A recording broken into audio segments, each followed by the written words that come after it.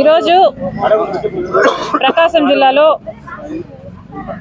Obulreddy Gundlakamma project దగ్గర Congress party ఈ ప్రాజెక్టును సందర్శించడానికి ఇక్కడ ప్రజలు పడుతున్న ఇబ్బందులను చూసి ప్రపంచం దృష్టికి తేడానికి ఇక్కడికి రావడం జరిగింది. ఈ ప్రాజెక్టు రాజశేఖర్ రెడ్డి గారు జలయజ్ఞంలో భాగంగా తలంచిన ప్రాజెక్టు.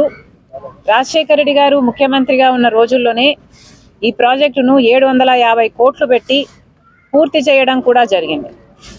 ఈ ప్రాజెక్టు వల్ల దాదాపు 1,00,000 ఎకరాలకు సాగునీరే కాకుండా ఒంగోలు పట్టణంతో పాటు 12 మండలాలు తాగునీరు కూడా ఇచ్చే ప్రాజెక్టు. 40 టీఎంసీల సామర్థ్యం ఉన్న ప్రాజెక్టు. అద్భుతమైన 3 టీఎంసీల సామర్థ్యం ఉన్న ప్రాజెక్టు. అద్భుతమైన ప్రాజెక్టు. ఈ ప్రాజెక్టు నీళ్ళిస్తే ఈ ప్రాంతం మొత్తం సాగునీరే కాదు తాగడానికి కూడా నీరుండేది. కానీ ఈ ప్రాజెక్టు 16 నెలల క్రితం ఒక గేటు కొట్టుకుపోయింది. 3 నెలల క్రితం ఇంకొక గేటు కూడా కొట్టుకుపోయింది. కేవలం మెయింటెనెన్స్ లేక ఈ ప్రమాదం జరిగింది అని ఎస్సీ గారే స్వయంగా చెప్పడం జరుగుతుంది.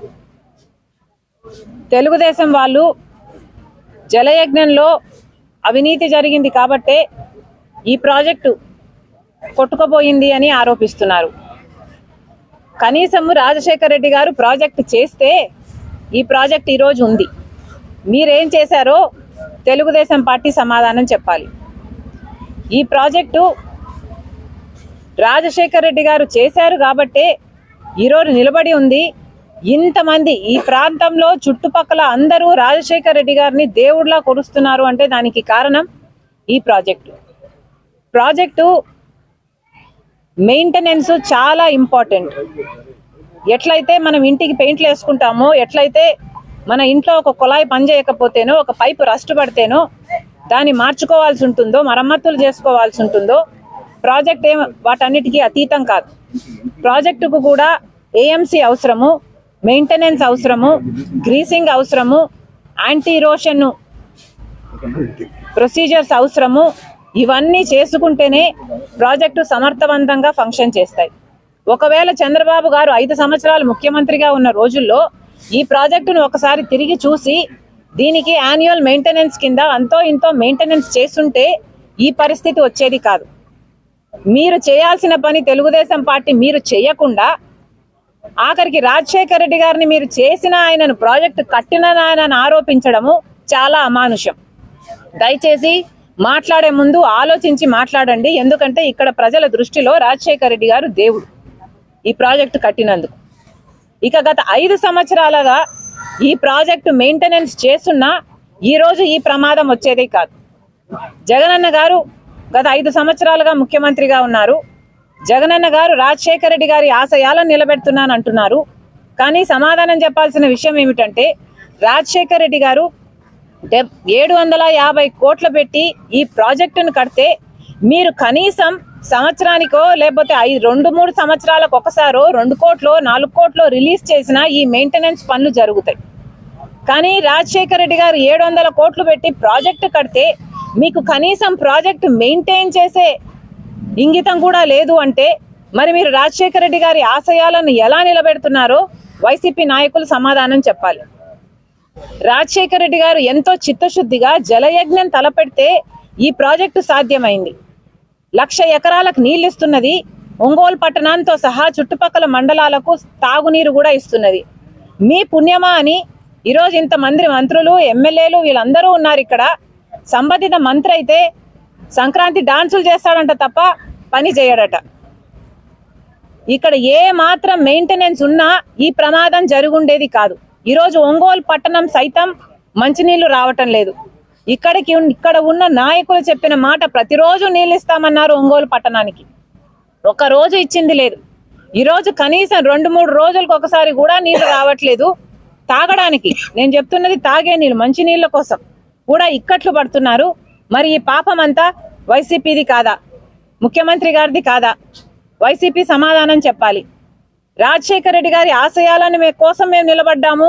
రాజశేఖర రెడ్డి గారి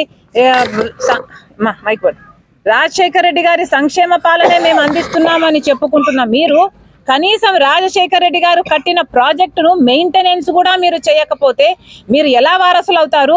మీరు ఎలా రాజశేఖర రెడ్డి గారి ఆశయాలు నిలబెడతారో మాకైతే అర్థం కావటం లేదు. ఇప్పటికైనా వెంటనే ఏదైనా చేయకపోతే ఈ ప్రాజెక్టు మొత్తము కూలిపోయే ప్రమాదం ఉందని ఎస్సీ గారు ఎప్పటి నుంచో మేము 2020 నుంచి అడుగుతున్నాము, మరమ్మతులు చేయాల్సిన అవసరం ఉంది అని ప్రతి సంవత్సరము అడుగుతున్నాము. కానీ ప్రభుత్వం పట్టించుకోవట్లేదు అంటున్నారు. ఏ సంవత్సరానికి ఆ సంవత్సరం 1 కోటి రూపాయలు ఇచ్చినా 2 కోట్లు ఇచ్చినా ప్రాజెక్ట్ మెయింటెనెన్స్ అయిపోయేది, ఈ ప్రమాదం వచ్చుండేది కాదు అని ఎస్సీ గారే చెప్తున్నారు. ఎస్సీ గారు చెప్తున్న ఇంకొక విషయం ఏమిటంటే 10 కోట్లు ఇచ్చినా కూడా ఈ రోజు చేయాల్సిన మరమ్మతులు అయితేనేమి, రీప్లేస్మెంట్లు అయితేనేమి చేసుకుంటే ప్రాజెక్టు నిలబడుతుంది. లేకపోతే ఈ ప్రాజెక్టు నిలబడే అవకాశమే లేదు, మొత్తం నాశనం అయిపోతుంది, అసలు ప్రాజెక్టు కట్టి కూడా వృధా అయిపోతుంది అని చెప్తున్నారు. కనీసం ఇప్పుడైనా కళ్ళు తెరవండి.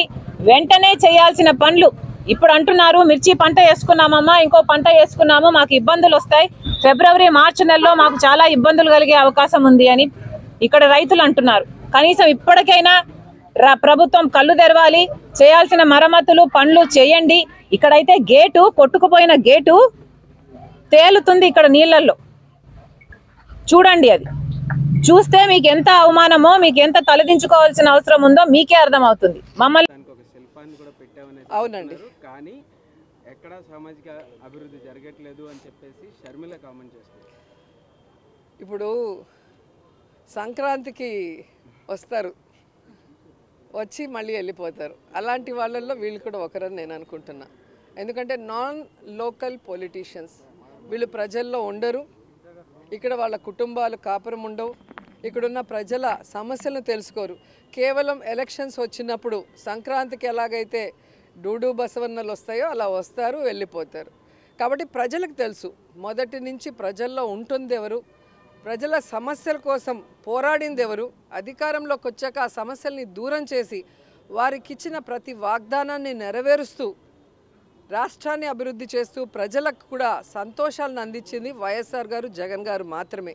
కాబట్టి ఈరోజు ఎవరో వచ్చి ఏదో చెప్తే జనాలు నమ్మటానికి పిచ్చోళ్ళు కాదు. ఇప్పుడు సోషల్ మీడియా చాలా అవేర్నెస్ క్రియేట్ చేస్తుంది. సో ఇక్కడే పుట్టి, ఇక్కడే పెరిగి, ఇక్కడే ఓటుతో ఆయన ఇక్కడే ఇల్లు కట్టుకొని, ఇక్కడే తన కుటుంబం కూడా ఉంటూ ప్రజల మధ్యలో ప్రజానాయకుడిగా ఎదిగిన వ్యక్తి జగన్మోహన్ రెడ్డి గారు. ఈరోజు ఒక పార్టీ పెట్టి తన తండ్రిని అభిమానించే వాళ్ళకి తన తండ్రి లేరు అని, ఇక మాకు లైఫే లేదనుకొని ఏడుస్తూ ఉన్న ఈ రాష్ట్ర ప్రజలకి రాజన్న బిడ్డ నేనున్నాను, రాజన్న రాజ్యాన్ని తీసుకొస్తానని పావురాల గుట్టలో ప్రమాణం చేసి ఆ తర్వాత ఎన్ని కష్టాలు, ఎన్ని అవమానాలు, ఎన్ని తప్పుడు కేసులు పెట్టి ఆయన్ని జైల్లో పెట్టినా కూడా ఏ రోజు ఎవరికి తల ఒగ్గలేదు, ఎక్కడా కాంప్రమైజ్ అవ్వలేదు, ఎక్కడా ఏ పార్టీతో పొత్తు పెట్టుకోలేదు, ఏ పార్టీలో విలీనం చేయలేదు. అది నాయకుడి లక్షణం. అంతేగాని పక్క రాష్ట్రంలో పార్టీలు పెట్టి అక్కడ జనాలు చీకొడితే మళ్ళీ ఇక్కడికి వచ్చి కాంగ్రెస్లో చేరి మాట్లాడితే ప్రజలేం పిచ్చోళ్ళు కాదు. ఈరోజు ఆంధ్రప్రదేశ్లో కాంగ్రెస్కి ఓటు అడిగే నైతిక అర్హత లేదు, హక్కు లేదు. ఎందుకంటే బాగున్న ఈ రాష్ట్రాన్ని ముక్కలు చెక్కలు చేసింది కాంగ్రెస్ పార్టీ. 2 సార్లు కేంద్రంలో అధికారంలో కాంగ్రెస్ రావడానికి కారణమైన వైఎస్ఆర్ గారి పేరుని ఆయన చనిపోయిన తర్వాత ఎఫ్ఐఆర్లో పెట్టి అవమానించింది ఈ కాంగ్రెస్ పార్టీ. వైఎస్ఆర్ గారు 2 సార్లు వాళ్ళని రాష్ట్రంలో కేంద్రంలో అధికారంలో తీసుకొచ్చినా ఆయన లేని సమయం చూసి ఆ కుటుంబాన్ని అవమానించి రోడ్డు కీడ్చి జగనన్న మీద తప్పుడు కేసులు పెట్టి జైల్లో పెట్టించింది కాంగ్రెస్ పార్టీ. అలాగే పార్లమెంట్లో తలుపులేసి రాష్ట్రాన్ని ముక్కలు చేశారే తప్ప రాష్ట్రానికి ప్రత్యేక హోదాని కూడా అనౌన్స్ చేయకుండా ఈరోజు రాష్ట్రం నష్టపోయే పరిస్థితి తీసుకొచ్చింది కాంగ్రెస్ పార్టీ. అలాంటి కాంగ్రెస్ పార్టీలోకి ఎవరొచ్చి ప్రచారం చేసినా వాళ్ళు జీరో అవుతారన్న విషయం వాళ్ళు తెలుసుకోవాలి. రీజనల్ పార్టీలు నియంత్రణలో మారుతున్నాయి అని చెప్పేసి కూడా షర్మిల కామెంట్ చేస్తుంది. తను కూడా ఒక రీజనల్ పార్టీకి హెడ్గా ఉంది కదా, మరి తనే ఆన్సర్ చెప్పాలి. ఈరోజు జగన్మోహన్ రెడ్డి గారు ఎవరిని కూడా లీడరు కార్యకర్త అని ఎప్పుడు అన్నాడు. వైఎస్ఆర్ కుటుంబం అంటాడు మమ్మల్ని అందరినీ కూడా. ఈరోజు ఎస్సీ ఎస్టీ బీసీ మైనారిటీ సామాన్యులందరినీ కూడా అసామాన్యులుగా మంత్రుల్ని డిప్యూటీ సీఎంలు చేసిన ఘనత జగనన్నకే ఉంది. నియంతృత్వ పోకడలు ఉంటే ఇవన్నీ ఎలా జరుగుతాయి? గతంలో మీరు అందరూ రాజకీయాలను చూశారు. గతంలో మినిస్టర్లు ఎవరు, వాళ్ళ పరిపాలన విధానం ఎలా ఉంది, ఈరోజు ఎలా ఉందో మీరు చూడండి. ఒక మేనిఫెస్టోని జగన్మోహన్ రెడ్డి గారు ఇచ్చిన రోజే చెప్పాడు, ఇదొక బైబిల్, ఇదొక ఖురాన్, ఇదొక భగవద్గీతగా దీన్ని భావించి నేను పనిచేస్తానన్నారు. అదేవిధంగా పనిచేశారు. ఈరోజు ప్రతి కుటుంబంలో ఎంతమంది ఉంటే అంతమంది ఎస్సీ ఎస్టీ బీసీ మైనారిటీ ముఖ్యంగా మహిళలకి ఈరోజు సంక్షేమాన్ని అభివృద్ధిని అందించారు. కాబట్టి అంబేద్కర్ గారి నిజమైన వారసుడుగా సోషల్ జస్టిస్ అనేది చేశారు. కాబట్టి ఈరోజు గర్వంగా అంబేద్కర్ గారి మహాశిల్పాన్ని ఆయన ఆవిష్కరించారు. అలాగే గాంధీ గారు కలలు కన్న గ్రామ స్వరాజ్యాన్ని కూడా జగనన్న తీసుకొచ్చి ప్రజల వద్దకే పరిపాలన వెళ్ళింది. కాబట్టి ఈరోజు ప్రజలు ఎవరికి లంచాలను ఇవ్వాల్సిన అవసరం లేదు, ఏ నాయకుడికి తల వంచి కాళ్ళు పట్టుకోవాల్సిన అవసరం లేదు. డైరెక్ట్గా డీబీటీ ద్వారా వాళ్ళ అకౌంట్లకే వారి ఇంటికి వాలంటీర్ వెళ్ళి వారికి కావాల్సిన పేపర్స్ తీసుకొని ఎవరు దేనికి అర్హత ఉంటే అది డైరెక్ట్గా వాళ్ళ ఇంటికి వస్తుంది. అంటే ఎక్కడ నియంత్రిత పోకడలు ఉన్నాయో ఒకసారి చెప్పాలి. కాబట్టి వాగే నోర్లకి 2024 సమాధానం చెప్తుంది.